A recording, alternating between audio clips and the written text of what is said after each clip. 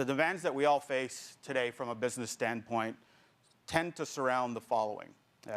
Cost reduction, improved operational performance, which in turn leads to increased productivity and ultimately allows for our businesses to compete more effectively and grow. That's what this is all about. And if you look at the Canadian business landscape, there's a lot of data that dictates we're running at about 15% lower than the US from a productivity and a competitiveness standpoint. So at Allstream, we're introducing solutions like this to help you deal with those realities. Our goal as a business in introducing products like SIP trunking is to allow for you and your business to compete more effectively and grow, which is what we're all here for. We're going to have about a 35-40-minute discussion about how customers are facing challenges today and why SIP trunking can address a lot of the issues that are affecting businesses, looking at ways to save costs, get greater performance, and get greater productivity out of their network. First, Park, I guess, tell us a little bit about your company and who you are within that organization. Sure.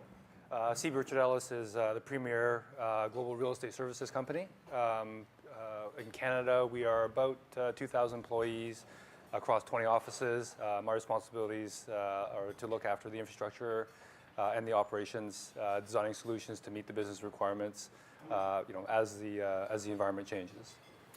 So what specific challenges did you face in kind of looking at alternative solutions to your communications needs? Sure. So I've been with the company for about 12 years, and when we first started, we were 5 or 6 offices, maybe a couple more than that, and we were basically spread out with disparate voice solutions. Everything from Nortel Kicks, a small solution, to the much larger Avaya Definity solutions, but they weren't integrated. We couldn't talk to each other. Forwarding calls was a bit of a nightmare. And in 2007, we were mandated to look at replacing the systems. They were all out of warranty. We were running into support issues. And in looking at both replacing the core system, we were also looking at a carrier-based solution on the back end to help unify the telecom costs, not having to worry about the local carriers, instead of dealing with Bell for one area and Telus for another and Allstream for others, to try to bring all that together. So were there unique challenges your organization faced running 2 separate networks? Yep. We had various maintenance contracts that we had to manage, different ones expiring at different times. Expanding different solutions was obviously an issue. So if we had outgrown a system because an office expanded, we'd end up having to make a decision and just again we were thinking just locally and expanding just that one solution. At the same time, we had moved into an MPLS network. We were trying to find ways to leverage that and converge the traffic for both voice and for data to again maximize the operating costs that we were spending on the telecom side. Were there any other things that you wanted to resolve when kind of approaching a new solution? Certainly around operating efficiency, being able to easily forward calls. A big challenge for our agents. They're on the road a lot. They're meeting with clients, and they didn't want to have to constantly call into the backdoor number to pick up voicemails. So Grant, when you've been talking to customers like Park, are these common challenges you hear on a regular basis? Yes, they are. And Park's mentioned a number of different challenges. Different businesses may have kind of all of those. They may have, certain specific pain points and challenges that they're trying to address, but it's quite common, right?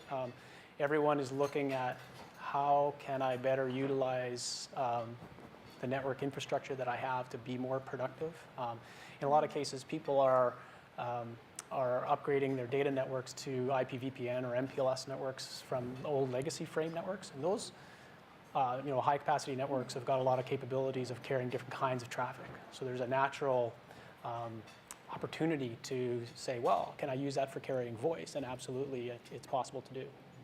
Grant, when we talk about having 2 separate networks, what are some of the common challenges businesses of all sizes face by running a data network and a voice network? There's not a lot of synergy between them, right? So it's very common for operations to be running separate networks that don't make use of common facilities. So like in Park's case, many offices across the country, all of which need data connectivity to trade information, all of which have local voice connectivity, all of which have a telephone switch. That's a lot of gear, a lot of equipment, a lot of connections to have to manage. So from a manageability point of view, there's a lot to be done. And from a synergy or opportunity to be efficient, it's not that efficient. Are there any differences between a large enterprise organization versus, let's say, a smaller business looking at, these types of challenges? The same issues, perhaps on a somewhat smaller scale. But again, like I mentioned, is that generally people, and we're hearing that from medium-sized and even smaller businesses, are looking for the same kind of results, the same kind of efficiency, cost saving, and also perhaps looking to extend their capability beyond their small business and looking for solutions that are not necessarily only tailored to larger enterprises anymore, right? Everybody wants to have a greater presence. Everybody wants to be able to better reach their customers, be more productive. So it's a pretty common theme, right? All the way across from enterprise through mid and smaller businesses as well. Do you need a VoIP solution first, or can you, have SIP trunking with it or without it? I would say what we find typically is companies that are deploying SIP trunking are already have some kind of VoIP capabilities, but or you're doing it in tandem.